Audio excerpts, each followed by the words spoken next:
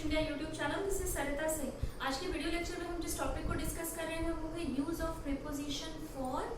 For का use किसी भी सेंटेंस में जब हम करते हैं एज अ प्रीपोजिशन, तो वो कौन सी ऐसी बातें हैं या कौन से ऐसे रीजंस हैं जब हम प्रीपोजिशन फॉर का यूज करते हैं किसी भी सेंटेंस में, इसी बात को डिस्कस कर रहे हैं। तो सबसे पहले हम देखते हैं कि जो फॉर का यूज होता है एज अ प्रीपोजिशन, जब हम उसका यूज करते हैं तो उसके बाद में हमेशा ही एक नाउन आता है। एग्जाम्पल है he went for the result. तो यहाँ पर जो द रिजल्ट है ये नाउन है, द डिटर्मिनर है, रिजल्ट नाउन है।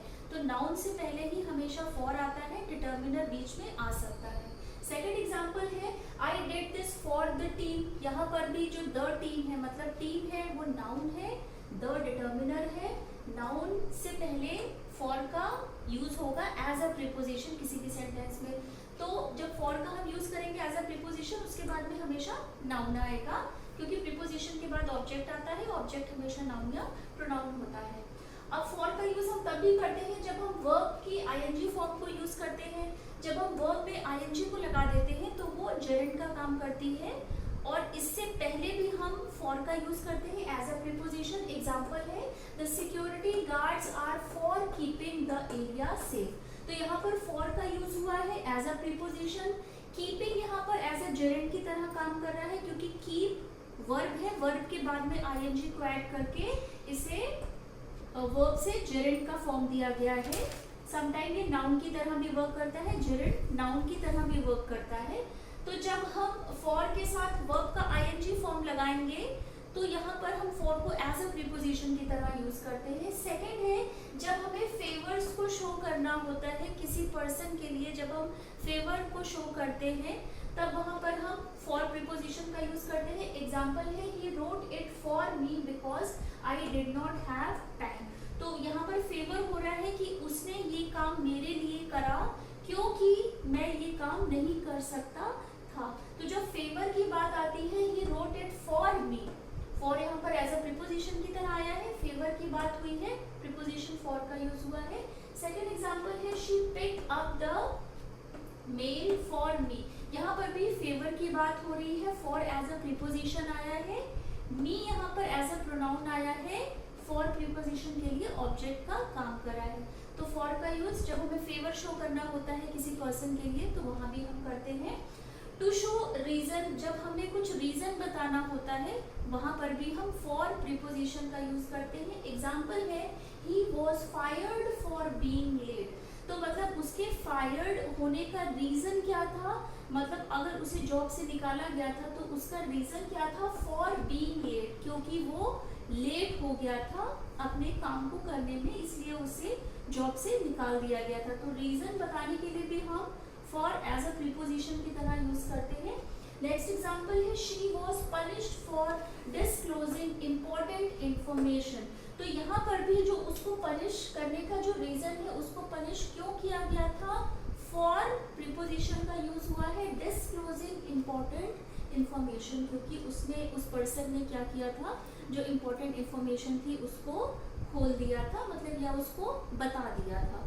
तो रीजन जब हम बताते हैं प्रीपोजिशन फॉर का यूज करते हैं।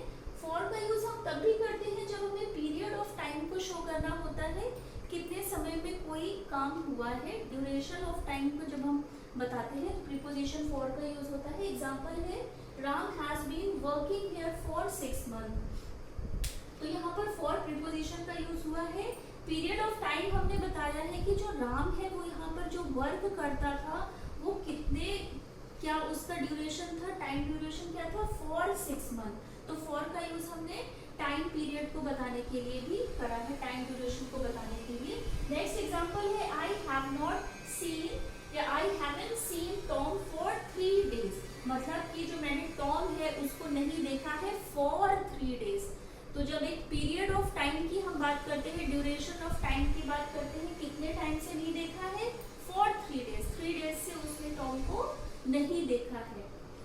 अब हम फॉर का यूज करते हैं जब हमें स्केड्यूलिंग करनी होती है समथिंग फॉर फ्यूचर। जब हम फ्यूचर में कोई काम करने वाले होते हैं, फ्यूचर में जब हम कोई प्लान बनाते हैं कि ये काम आगे जाके हमें फ्यूचर में करना है, तो वहां पर भी हम फॉर प्रीपोजिशन का यूज करते हैं। एग्जाम्पल है I set up our interview for May 4। मतलब कि मैं मैंने जो अपना इंटरव्यू है उसको सेटअप करा है कि मेरा इंटरव्यू जो होगा वो 4 मई को होगा। तो यहाँ पर फॉर का यूज हमने करा है जब हम शेड्यूलिंग करते हैं अपने किसी काम को करने के लिए, फ्यूचर में जो हम करेंगे तो उसके लिए हम प्रीपोजिशन फॉर का यूज करेंगे। तो हमने आज के वीडियो लेक्चर में फॉर प्रीपोजिशन का यूज डिस्कस करा है। फॉर प्रीपोजिशन का यूज हम तब करते हैं जब हम नाउन से पहले फॉर प्रीपोजिशन का यूज करते हैं। वर्ब की जो आईएनजी फॉर्म होती है उससे पहले भी हम फॉर एज अ प्रीपोजिशन का यूज करते हैं। जब हमें किसी को फेवर्स शो करने होते हैं, जब हमें बताना होता है कि ये काम उसने मेरे लिए करा है, तो हम फॉर का यूज करते हैं। रीजन भी जब हमें बताना होता है प्रीपोजिशन फॉर का यूज होता है। ड्यूरेशन ऑफ टाइम को बताने के लिए for as a preposition use होता है। और जब हम फ्यूचर में किसी काम को करने का कुछ मन बनाते हैं या हम प्लान करते हैं तो वहाँ भी हम प्रीपोजिशन फॉर का यूज करते हैं। तो आज के वीडियो लेक्चर में हमने प्रीपोजिशन फॉर को डिस्कस करा है कि for as a preposition sentence में हमें कब किन सिचुएशंस में यूज करना चाहिए।